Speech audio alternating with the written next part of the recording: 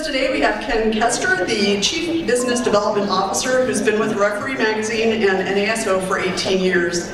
He creates, builds, and supports prospect relations that promote and support the vision and mission of NASO and Referee. My good side. He is a high school basketball official, having officiated multiple high school basketball state tournaments, and as a Big Ten football replay official with multiple bowl and championship assignments.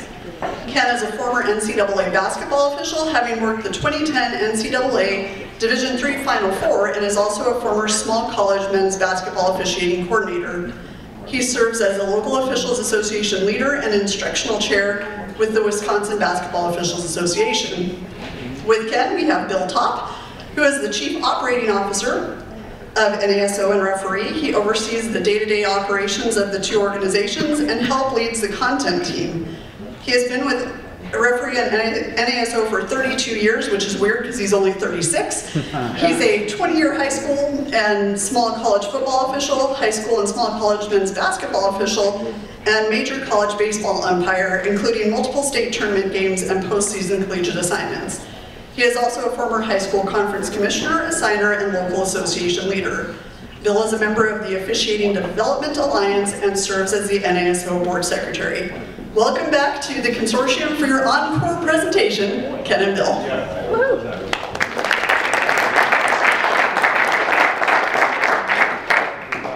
Thank you, Dana. Are we good? We on? Okay, very good. Thank you, Dana. Appreciate it very much. Thank you to the NFHS for inviting NASO again, our good partners here in Indianapolis, and on behalf of the board of directors, of which Dana is our chair, on behalf of all of our members from across the country and around the globe, thank you for the opportunity to speak to you. I'm going to pre-apologize a little bit because I'm going to send you some mixed messages that are going to feel a little weird. There's some really good things going on in our industry right now, and you're hearing about some of that already last night and this morning. But things aren't good. Things aren't good. You know what I feel like it is right now? I feel like it's gas prices. Okay? Gas prices were at $4.20. And when it dropped down to $3.80, we all felt pretty good about that. But I still think we're at $3.80 in this industry and not at the $2 or $2.50 that it once was. That's what it kind of feels like right now. I think there's some good things going on, but it's not good. We saw some data here already today that things are on the uptick. Maybe we've got some more people in. But you know what? With the perch that we have at national headquarters in tiny little Racine, Wisconsin, it doesn't feel that way yet. You talk to local officials associations, which in many parts of this country are the lifeblood of what we do, they're not feeling it yet. You talk to assigners, whose job it is every single day to get every one of these games covered, they're not feeling it yet. So I don't want to be the turd in the punch bowl up here, but we got a lot of work to do, and that's part of why we're here this week. The reason they're not feeling it yet is there's not been direct impact, there's been indirect. We might have a few more people showing up for that very first local officials association meeting, but we're struggling with how to get them ready fast enough. We might have assigners who are getting all the games covered, but they're not sleeping well at night because they know we're putting people in positions to fail and not succeed. They're not feeling it because some of the data shows we have increases in numbers, but you don't in a lot of cases. You have more officials doing more things, not actual raw numbers. So when you look at that data, sometimes it's a little misleading. Oh, we have more registrations up. Well, depending on how you're asking that question or how you respond to that question, it just might mean that the two-sport official added a third sport. Might not be any more warm bodies at all. So you really got to kind of dive into that to figure it out. Our industry right now, and I'm speaking on behalf of every sport at every level, we're tired. We feel a little burned out. We're a little beleaguered. It's because we're asking that person who's been doing this for 25, 30, 35 years to please take that one more game this week. Please, I have to have you this Friday. And my intent this year, in our 35th year, was to maybe just work 3 times a week. And now I'm working 4. And now it's late January into February, the dog days of the basketball season. Now I'm working 5, maybe 6. I'm not very good when I do that. I've learned enough to know. But I feel an obligation. I feel this pressure. Why? Because I love high school sports. And I want these kids to play. But there's pressure to keep saying yes to fill these games. And eventually, that's going to lead to our recruiting and retention problem. Everybody's got a different spot in their officiating life, right? We have young climbers who work every day of the week and 9 times on Sunday. But if all of us in our careers get to a point where that's not the chase anymore, I've got to find some balance in my life, whether it's the family, the job, whatever. I think most of our officials at the grassroots level aren't feeling that balance right now because of the pressure. Do people understand that outside of our industry? I don't think so. Because it's just, in effect, it's just X's and O's to them. Game assignment, number of officials, plug, good, move on. Right? It doesn't feel good to us, though. It doesn't feel good to us administratively. It doesn't feel good to our officiating. I'm tired. Am I giving it my all? I'm trying mentally here, but am I physically able to? I need a day off. I'm not allowed one anymore. I don't feel like I'm allowed one anymore. So, while these increases in numbers are really important, and we've seen some anecdotal evidence of that too, what does it really mean? We are leaning on too few people for too much, administratively and in our sports and in our games. That's what we're seeing. And the people that tell us that the most are the local officials associations. The amount of pressure put on the local officials associations with generally lack of support has never been greater. They're asked to recruit, they're asked to train, maybe they're asked to assign, they're asked to evaluate, and 99% of them are on an all volunteer basis. And most of the people doing it, they're also still officiating. They're shoehorning this in somehow too. They are the lifeblood of what we do in a lot of organizations. Not everybody's structured that way, but a lot are. So when you ask them what's going on, they're feeling the burden to try to support all these sports and all these games. At the same time, you've got games expanding, the number of games growing.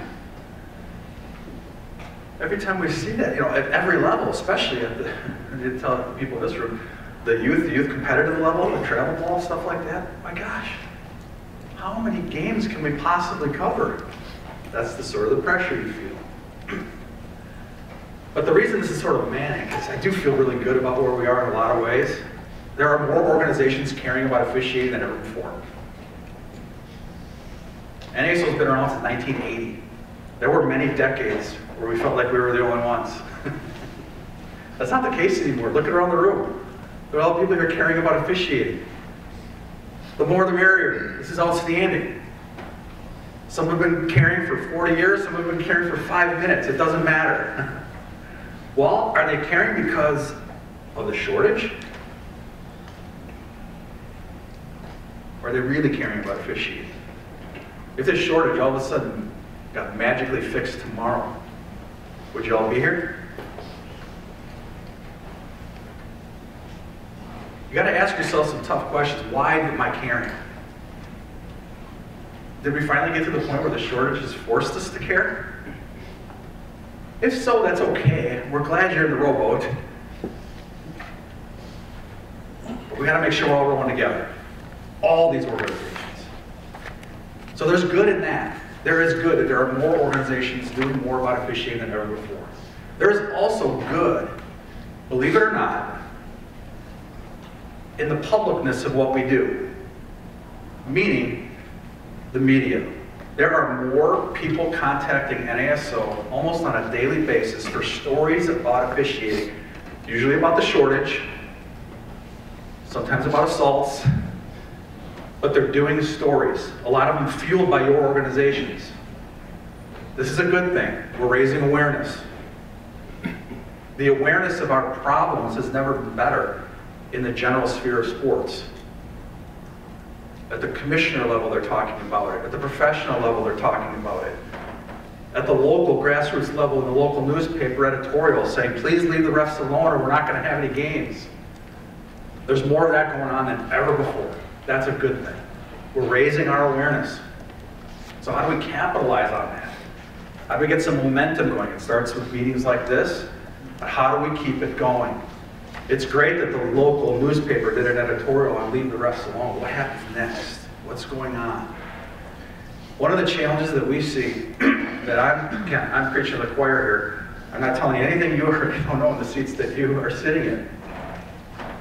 It's turnover. It's not my business, it's your business. But I don't know how many times we've seen, we finally get an administrator kind of tuned into the officiating aspects of things, and they're gone. And we're starting with a new person all over again.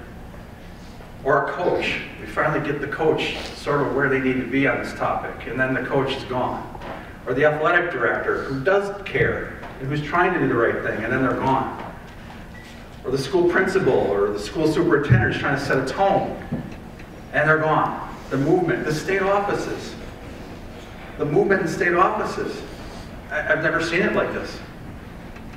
They're gone. They're moving. They're doing other things. So I just feel like you're on a hamster wheel once in a while. You know, we're having to reteach all this over and over and over and over again. So the ones that do care deeply are doing a good job. We've got to find a way to keep them in these spots so they can keep doing that good job and keep caring about what we're doing. That's a really difficult challenge. It's a really difficult challenge that you're all facing that we just see. It impacts officiating, believe it or not. When you have that kind of turnover, it impacts officiating because you feel like that hamster wheel, like we're constantly re-educating, redoing it. I used to be a conference commissioner, which is basically an assigner in our state. I felt that all the time. We'd have AD meetings, we'd try to get the ADs, we'd have some better than others, some older than others, some veterans, some new. We'd finally get them where we wanted to be from an officiating standpoint with hosting appropriately and security and all that. And then they move to another district or take another job and you feel like you're starting over again. I'm sure you all feel that. But it does impact officiating. So we got to find a way to, and then we ask a lot. I learned a lot as a commissioner. It's probably the best thing I ever did. It's also the worst job I ever had. But where I gained respect for school administrators was how thin they're spread. When you're just a referee, you don't realize it. You know, you got your own needs and wants, right? But when you start to see the other side, and yes, I expect somebody to be my liaison, and I expect somebody to take care of my security matters, but what I don't realize is that person might also be at 5 other sporting events on the same night, at the tennis courts and at the softball diamond and over here and over there and everywhere. They're spread pretty thin too. So how do we empower, how do we teach, how do people that are involved in the administrative level, which is all of us here, how do we empower people to take care of these issues? How do we coach them up? We kind of know how to coach the officials up in a lot of ways. But we talked about it already, and you're going to see it in some data here. If the #1 problem is sportsmanship, and the officials feel the #1 responsibility for that is school administrators, you see the disconnect? How do we empower the school personnel to take care of it before the officials have to? I can't tell you how many times we've been in an officiating environment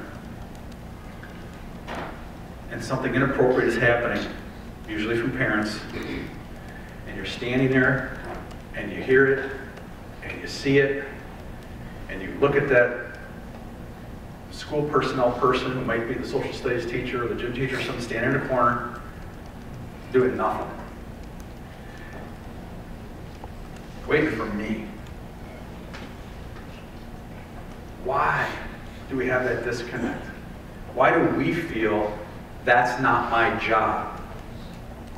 And why do they feel it's not their job until I tell them? If we can solve that, we're going to solve a lot.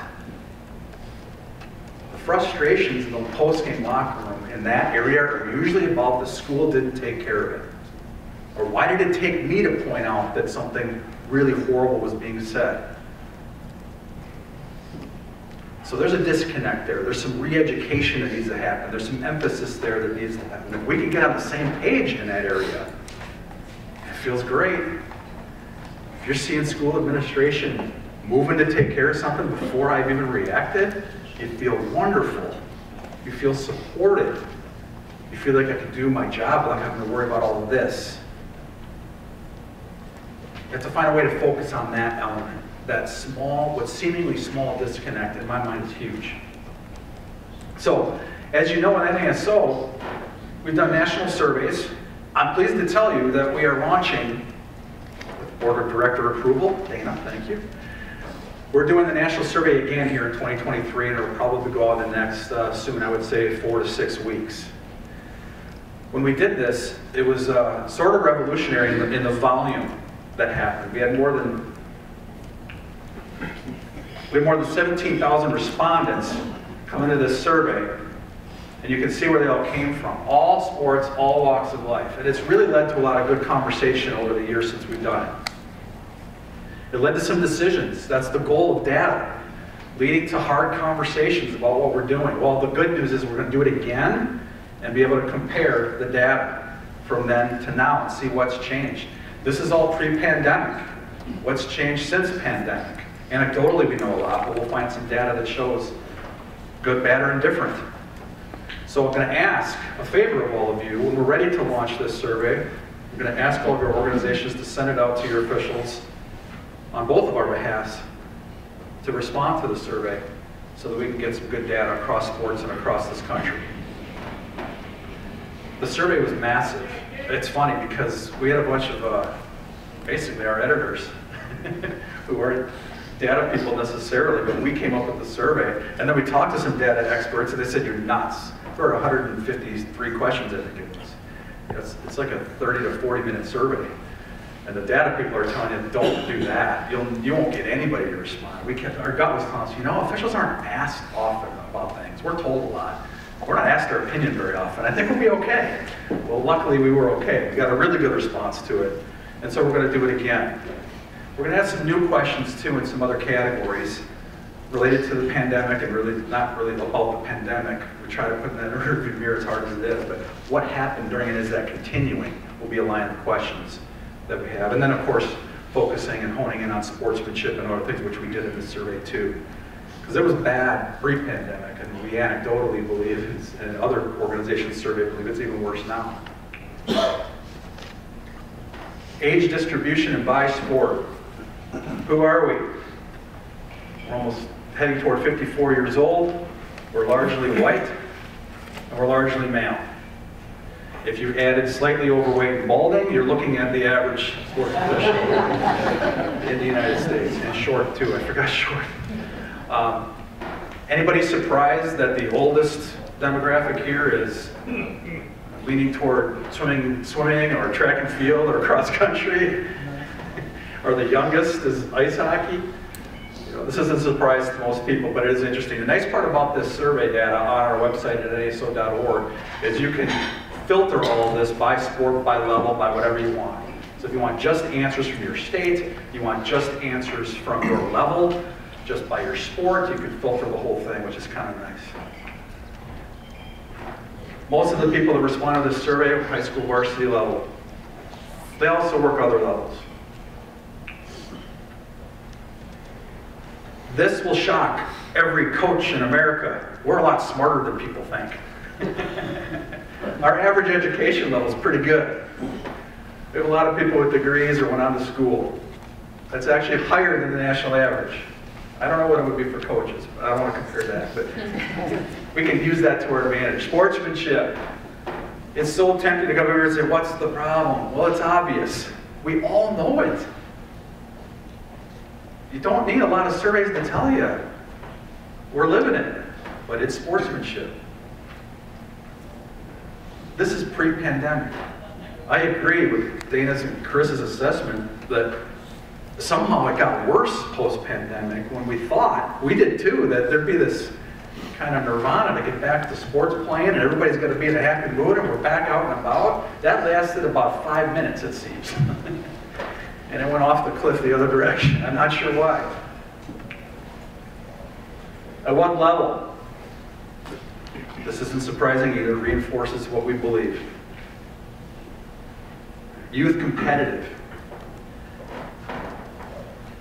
Travel ball, whatever you want to call it. You talk to most officials that are successful by whatever definition you want to apply successful, they won't touch that with a 10-foot pole. I'm not working that. You're crazy. Why would you do that? Because of sportsmanship. The challenge for all of you, again stating the obvious, is when we're doing all this recruiting effort, a lot of our officials are starting at those levels. They're gone before they even get to most of you. That's a problem. That's a problem. Well, the other flip side, that's a problem too. We don't exactly want them starting at the varsity level either. Where do we find that balance? Where do we find a good environment for people to start? How do we help create a good environment for people to start? Dana said it, at the youth level, recreation youth level even, you've got inexperienced coaches, you've got inexperienced players, you've got inexperienced referees, you might even have inexperienced game administrators. That's the first experience for everybody. And you might have parents who are their first kid going through all this and think they're the next superstar. It's a toxic, toxic environment. How do we, at all these other levels in sports, help deal with that? Not an easy answer, but we have to. And if you take it step by step by step by step, everybody should be caring about that. Division I college sports, professional sports should be caring about that issue and trying to help us fix this. It's all part of the process, right? If they're burning out there, or not getting good opportunities, or not having good experiences there, you're never going to get them 5, 10, 15, 20 years down the road to be prospects for you. We all got to get in the rowboat. Who causes the most problems? Parents and fans. It's almost never the kids. Yeah, kids are challenging. Kids are different. I've got 4 of them. It's tough. But it's almost always this. Coaches play a huge part in setting a tone. So do school administrators or league administrators. But it's always this. When we asked this point blank of people and based it on all these different categories, felt threatened. Felt threatened. This isn't I got yelled at. This isn't somebody who's booing me. We're upwards of nearly going toward upper 40 to 50% of people feeling threatened at some point, and probably multiple times. What other environment in this world is that okay? I don't know. Prison guards would probably answer similarly. I don't know, other first responders might too. I don't know, but this is sports. This isn't supposed to be like this. This is not okay. You have to keep hammering the message. This is not okay. Here's $7 that got you into tonight's game does not give you free reign. That notion has been embedded in sports forever. It has to change. Interestingly enough, females feel threatened by others within the officiating community sometimes. We're horrible in embracing and including in general. We're horrible at it. The Local Officials Association, where you have underrepresented groups, the minority in the room, and the veteran old white guy thinks he's making a joke and it's not funny. It's horrible. We are really bad at this. What we think is funny, it's not funny. Times have changed. How do we get the old guard to accept the times have changed? Or frankly, how do we get the old guard out of here? It's time to move on. It's time to move on. We're not good in this area. How welcoming are we? How welcoming are we with new people? Forget gender, race, and ethnicity. How welcoming are we to new people? You see a 21-year-old kid come into your local officials association, they sit in the back row, they don't know anybody. They were just told to show up. How many people are walking up, shaking a hand, embracing? Come on in. Let me help you. Great to see you. I don't think we're very good at that overall. This is a weird business in that a lot of this you have to navigate on your own. We've all grown up that way, but it's not easy. If you look back at your own officiating careers, did you navigate it perfectly? Did you do everything right? No. You didn't know. You bumped along here, and then you figured this out, and you met a couple mentors, and maybe they were good, maybe they weren't, you didn't know any better. Then you move over this way, you move over this way. It wasn't perfect, and it's never going to be perfect, but we don't map it out very well. We don't help with that transition very well. Most new officials quit within the first 1 to 3 years. We know that to be true. Officials believe it to be true. Your data supports that notion. It's probably even higher in some sports and some levels. We are spending so much time on recruiting, we're spending not enough time on retaining. They're not apples and oranges. They're the same thing. It's a lot of work to get them in, but then we sort of step off the gas pedal. Oh, we got one registered. Whew, got one registered. Wow, we got 5 new people showed up to our association meeting. Great. Whew. And then you come off the gas pedal a little bit. And then you hope to kind of navigate the same way you did, which is just feel around in the dark. No. We got to be there for them. And for anybody to tell you that this data and this shortage and these problems are related to the pandemic, I'm here to prove you wrong. This was our cover story in October 2001. We felt as an industry we didn't have enough rest then. Somehow we survived, but we've been feeling this way a long time. And guess what our survey did in 2001? Who was the biggest problem? It was sportsmanship and it was parents and coaches. Shocking, I know. It's been there forever, but we can't accept it any longer. We know that people have started officiating later in life. We're working so hard on recruiting these kids, and we should, but a lot of people we got to target are those people in their maybe mid-40s, their kids just stopped playing. They've done nothing but chase their kids around playing the sport, and now they don't know what to do. They got a void in their life. That's also some fertile ground for us. They love the sport. They don't know what to do next. Yeah, maybe a lot of them will just go for walks with their spouse and hit the breweries, and that's fun too. But maybe if someone wants to stay involved in some way, maybe they don't have time to coach, they don't really know how to get involved in that either. This is a way for them to stay involved. In the old days, everybody started in their teens and 20s. That's not happening anymore. And who are we targeting? Who are we targeting? This notion that Gene talked about, target the athletes, that's true, but to a point. Most athletes, especially the good ones, want nothing to do with this. What I want the gym rat kids. I want the kids who love this sport, who are in the gym before everybody and leave after everybody. Maybe a lot of us were like that. Maybe we weren't the most physically gifted, but we love it. We love it. Maybe it's the gym manager. Maybe it's the manager of the team. Maybe it's somebody who got cut from the team. But they love it. And they learn it, and they're students of it. And they care about the history of it, and the strategies of it and all that. It's in their head, they love it. Those are the kids we want to target. Your star athlete isn't going to do this. They've been watching coaches and parents treat us like garbage their entire athletic career. Why would they be interested? I don't focus on the star kids. I want the gym rats. And you ask them personally. This is a relationship business.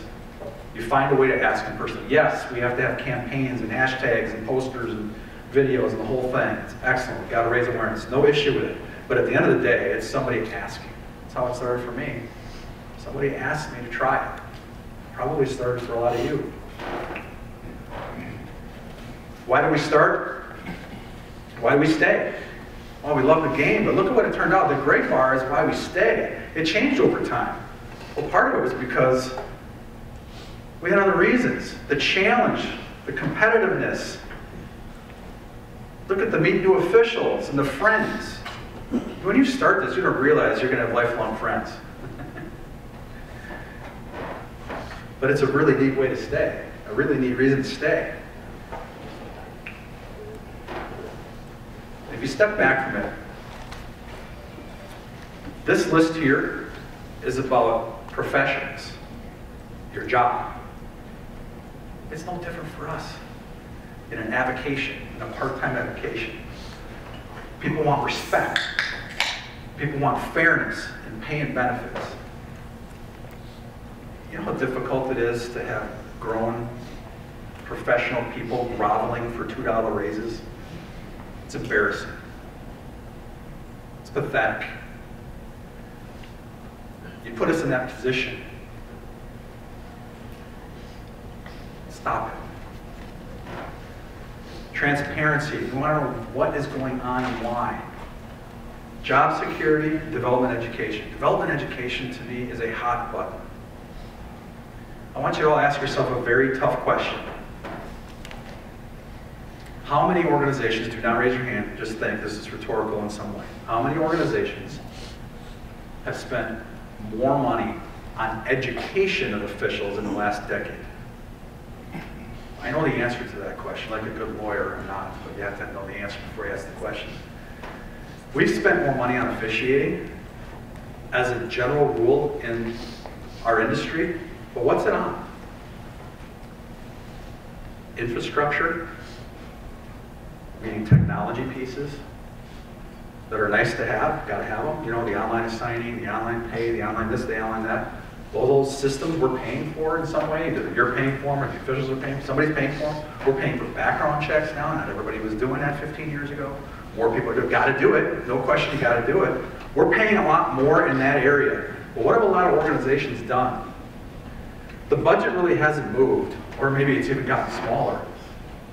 So you've cut back on education to pay for all this other stuff. I'll tell you what, if we don't start investing in educating our sports officials at those grassroots and high school level, you're going to have Consortium 2.0, and we're going to be talking about the same thing. The most successful people in this business support their officials through education. Why? It's the foundation. How can we put these kids or these new people out there without the foundation of education? They're not ready. They don't know. We can't cut back in these areas. We should be increasing in these areas because a confident official in their education has a better chance to stay in this, has a better chance to succeed. Oh, we're only going to buy that book every couple of years now. We don't need it every year. Or we're only going to do this. We're going to cut back the number of clinics. On-site clinics, you know what? The Zoom meetings were just fine. We'll cut back on the on-site clinic. Or like Gene was talking about, the windshield time of people. Wow, most officials, we're okay if they just kind of come and go. They come dressed, they work the game, and they get out of there, which is sort of a pandemic thing because we had to. It's staying. This is not good. We don't get the windshield time. We don't get the locker room time afterwards. We're not going out and socializing as much anymore. That's not good. That's where a lot of training is happening. How do we get that back? How do we invest in education? I don't care what products or services it is. How do we invest in education? Ask yourself a tough question. Of all your budgeted dollars in officiating, how much is going toward education? And how much are you putting that on the burden of local officials associations and or the individuals? Can we help support that? Can we work together on finding ways to get them educated? And try to get them educated fast, because we need them. Okay. Grow your budgets as best you can. Preaching again, I get it. It's not easy. Don't cut back in this area. All the hashtags and posters in the world aren't going to overcome a lack of resources. We need more resources in this industry. One of the guys in our area who has led the charge of the local officials association is Ken Koester. I'm going to bring him up now. Ken, with the Wisconsin Basketball Officials Association, in addition to what he's doing, they have done that. They have put their money where their mouth is, and they have stringent requirements in education to be a part of WBOA. And you know what? When it started, not a lot of members. Oh, I could pay a lot less and join this group. I don't have to do all that. But guess what? Over the years, people wanted to be more educated. People wanted to be more supported. We're turning out better referees. We invested time and energy on a volunteer basis for him and his board of directors to put it together and make it a requirement to do these things. And guess what? Guess what? They're not quitting. They're staying. Ken's been a big part of that. He's going to talk about that and other things here. Please welcome Ken Koester.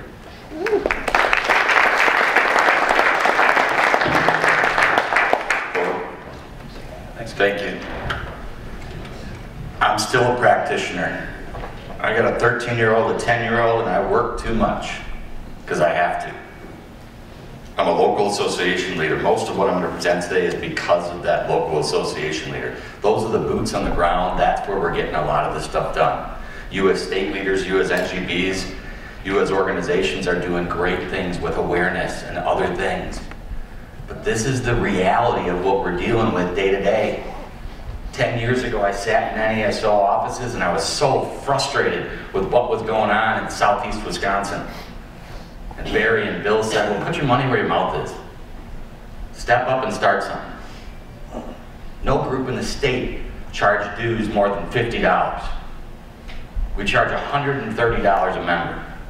We started with 80 members. This year we're at 247. Officials want training. They want resources. They will pay for it if it's done correctly. At NASO we have a tagline, without officials it's just recess. Who saw the story out of Fairfax, Virginia this week? Anybody? An elementary school in Fairfax, Virginia has eliminated sports at recess. An elementary school, because of a lack of civility, sportsmanship, and injuries. So now it's without officials, there is no recess. That's where we've come, that's where we're at. It's depressing at times, and Bill and I talked about this in the drive here and do it in our office. How can we present this information in a state of officiating that isn't depressing? There's so many good things going on. But there's a lot going on at the local association level. We don't have enough minorities. We don't have enough females in our association out of 247 members. And I get this email last year from a female official, 5 years in. She works for the Brewers. She's great in sports. She's a huge advocate. But she can't do this anymore.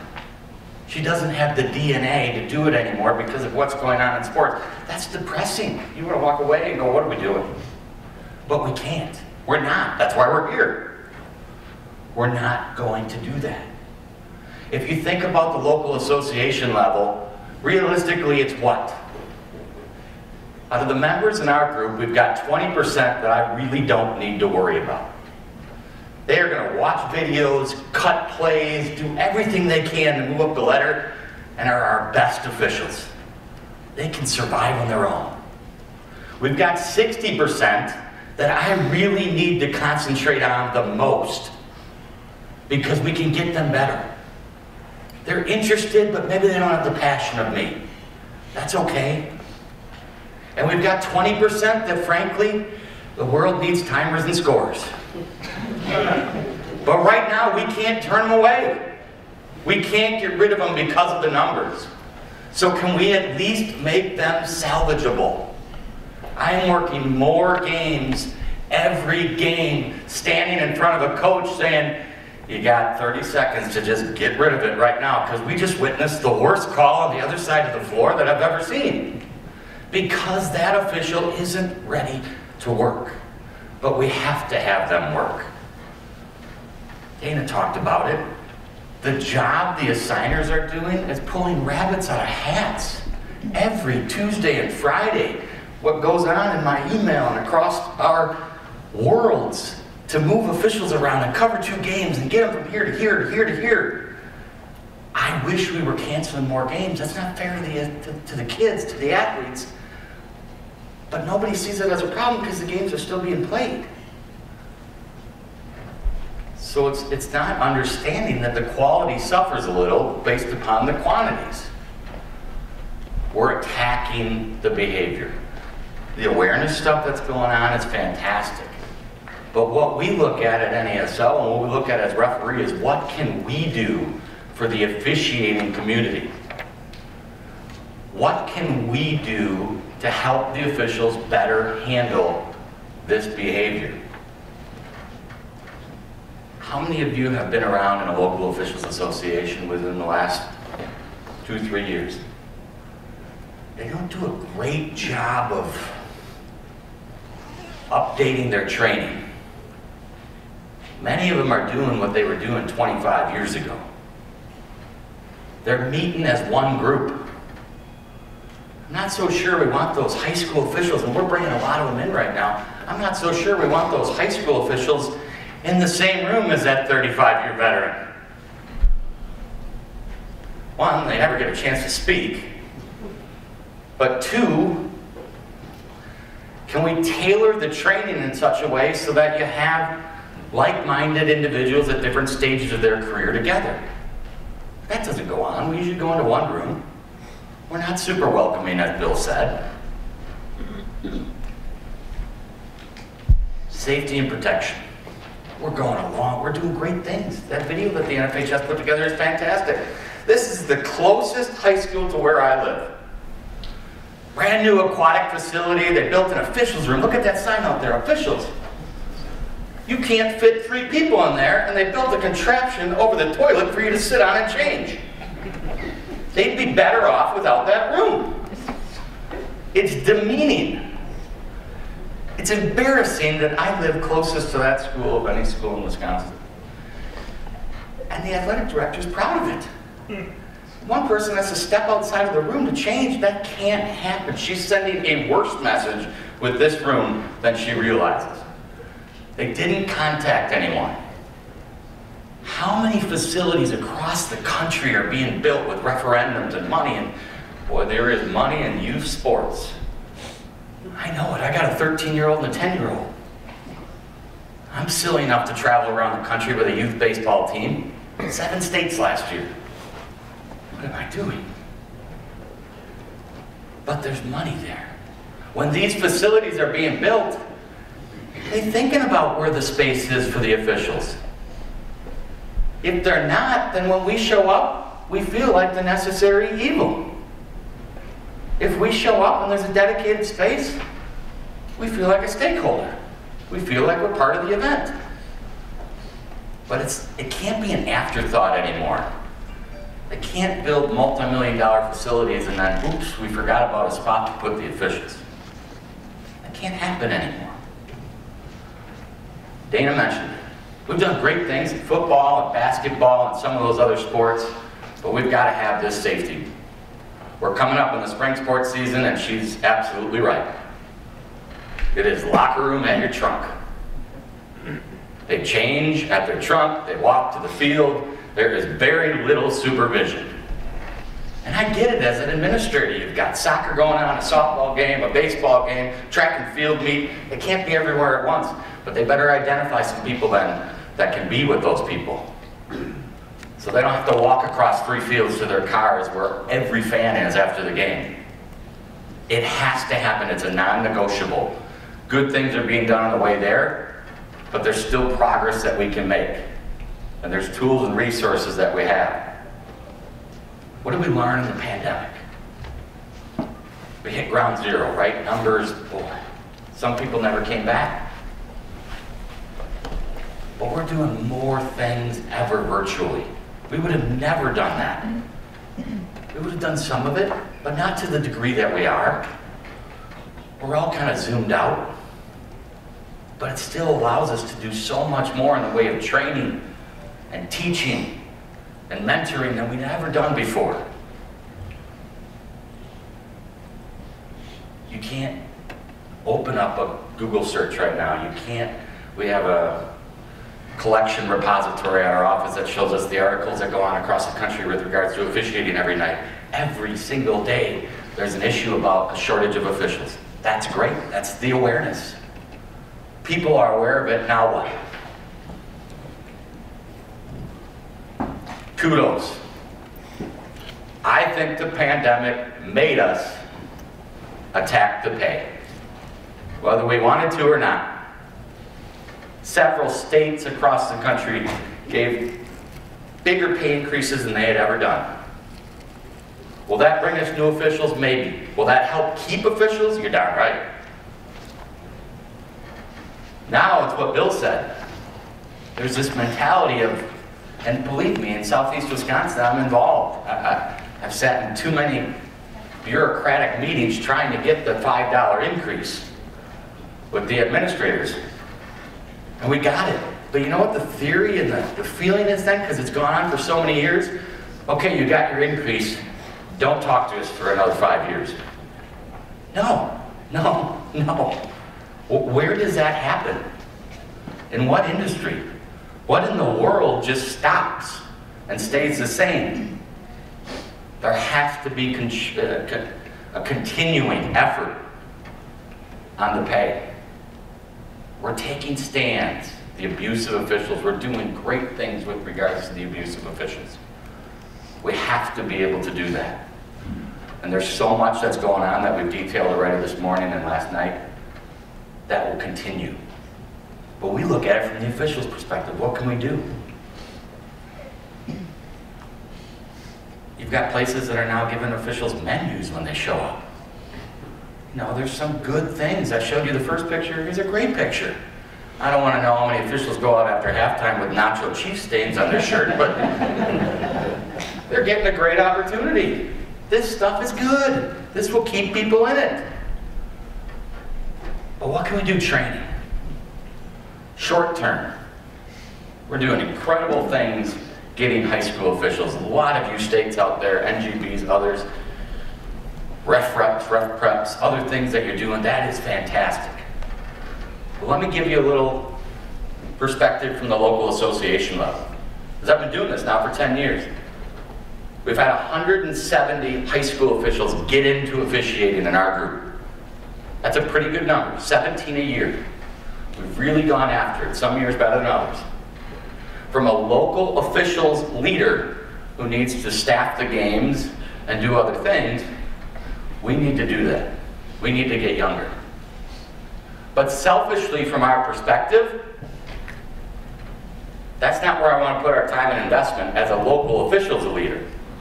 I might want to as NASO or as a state person, but of those 170, we only have 5 still working for us because they've gone off to college or they're somewhere else. That's great for our industry, but it doesn't help us locally cover the games.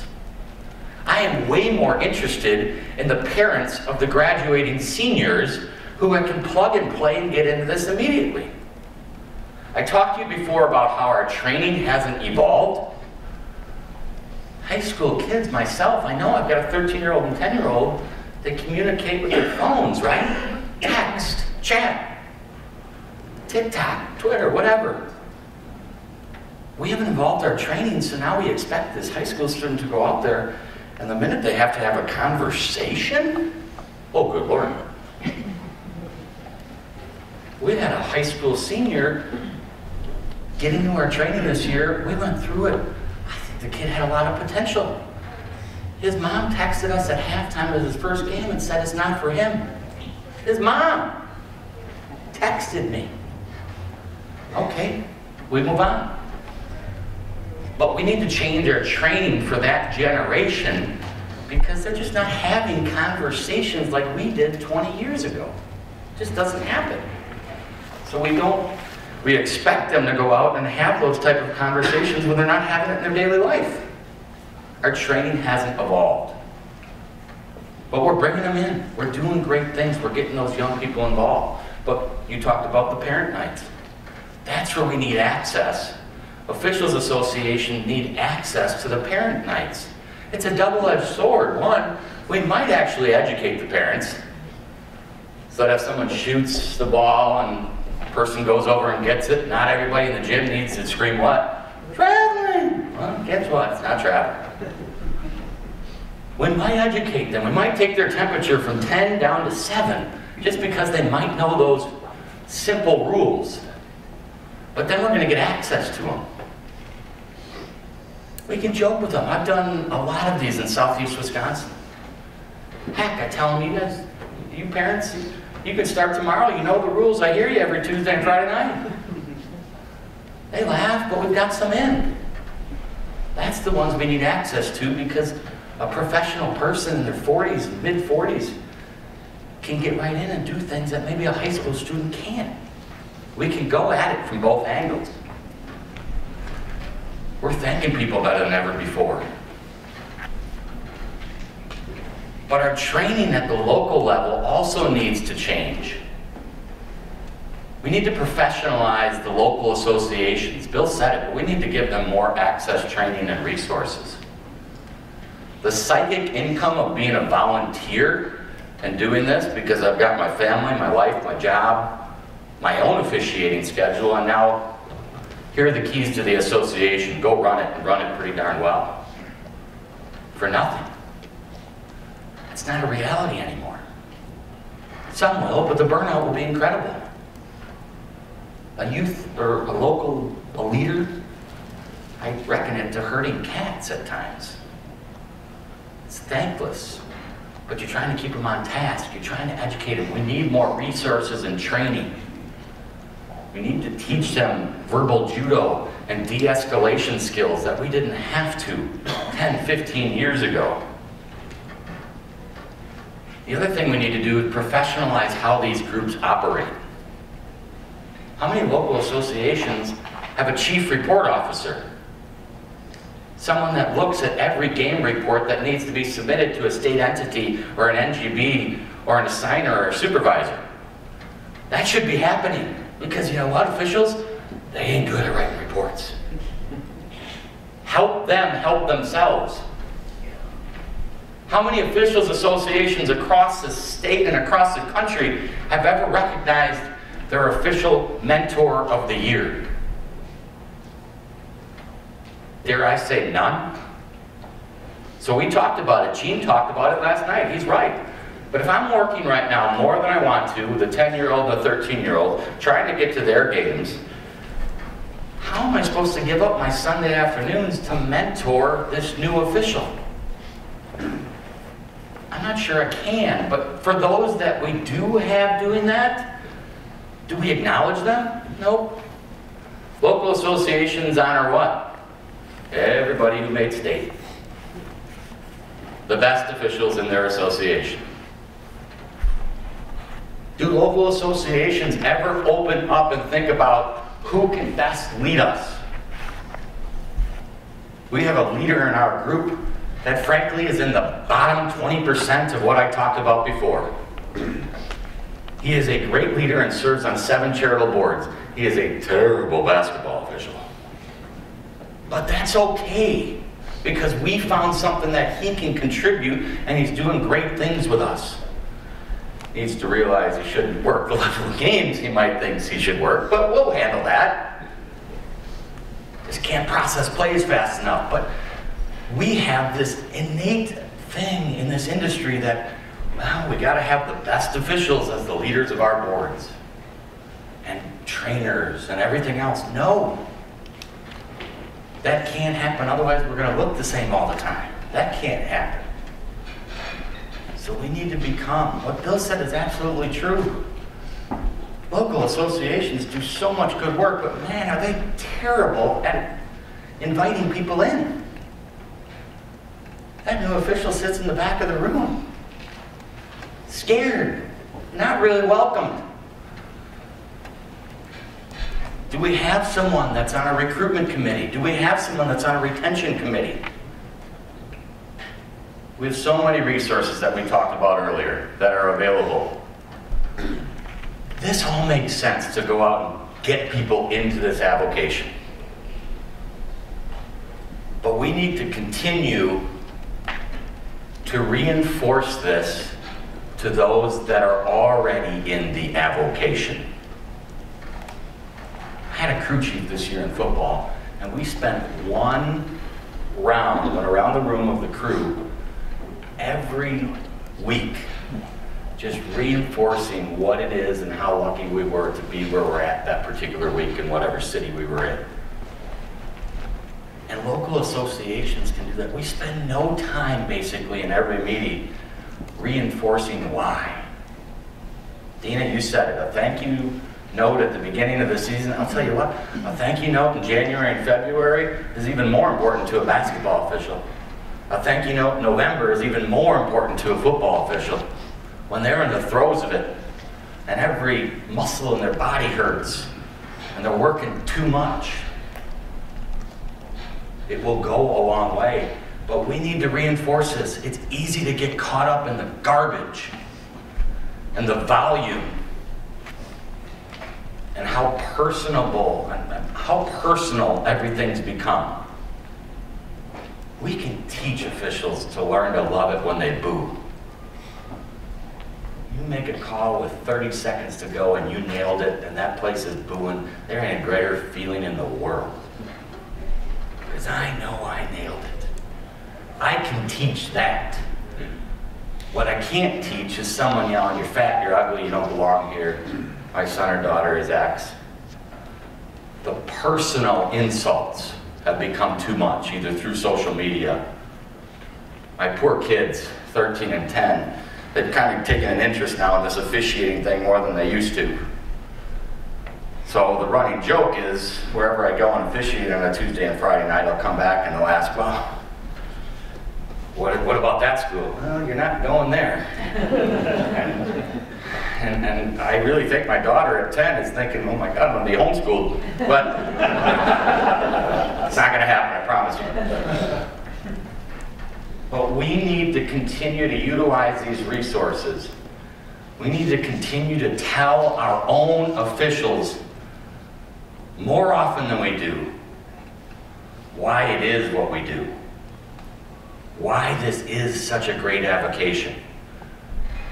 Maybe we can get some of those 60%ers up to that 20%.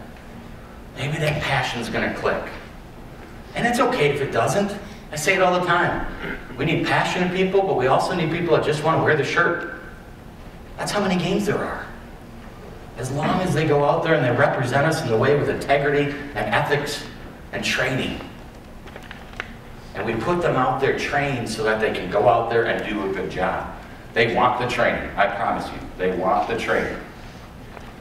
The love of sports, we talked about that before. We need to continue to challenge our local associations, leaders, the boots on the ground, the assigners who are working hard to fit together an impossible puzzle that are missing pieces all over the place, to help them figure out that they're doing more than assigning. They're building a staff. They're putting together pieces of a puzzle that is going to help sports, not just today, on Tuesday night, but next year and the year beyond. And if we can get that, and if we can give those resources at the local association level, we will be better in Consortium 3.0, 4.0, 5.0. But that has to happen so that we continue to elevate where the massive amount of training happens in this industry, and that's the local level. NASO is so appreciative of our involvement with NFHS, with all of the organizations that are in here, and thank you so much for allowing us to be a part of this.